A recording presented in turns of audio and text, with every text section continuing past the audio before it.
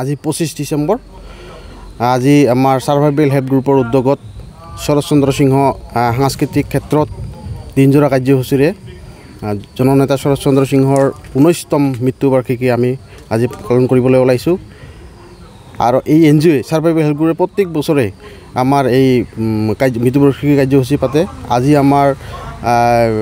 কি কৰিছে বৃক্ষৰোপণ তাৰপিছত নায়িকসকলৰ নাম আৰু শ্ৰদ্ধাঞ্জলি অনুষ্ঠান স্মৃতি ৰক্ষাৰ্থে আলোচনা চক্ৰ আজি পাতিছোঁ সন্ধিয়া বন্তি প্ৰজ্বলন এইদৰে আমাৰ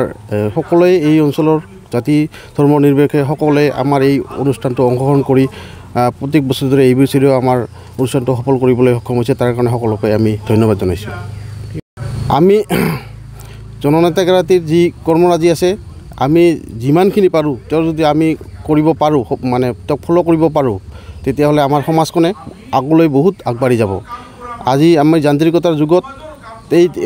এইহেন আমাৰ এই এটত অঞ্চলৰ এনেকুৱা মহান ব্যক্তিক আমি শ্ৰদ্ধা কৰিব পাই আমি ধন্য মানিছোঁ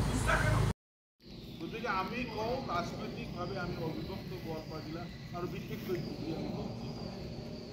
এতিয়াও বঞ্চিত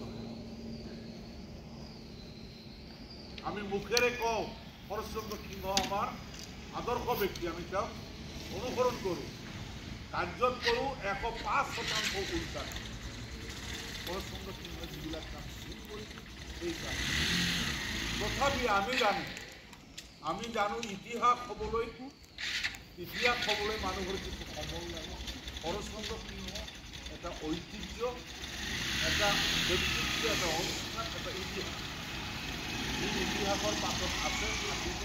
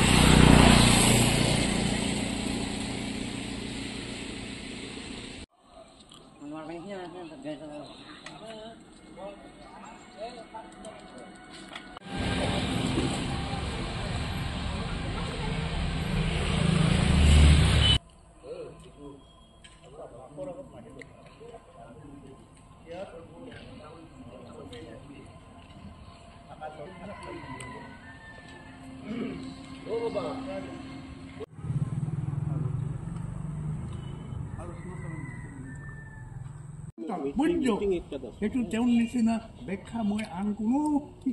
গীতা গুৰুৰ পৰা শুনা নাছিলোঁ আৰু সেয়ে মোৰ সেই নীতিৰ বা চিন্তাধাৰাৰ ওপৰত সম্পূৰ্ণ আস্থা ৰাখি সেই বিদেশী আত্মাৰ কি হওক চিৰঞ্জীৱ হওক চিৰস্মৰণীয় হৈ থাকক তাকেই কামনা কৰি মোৰ বক্তব্য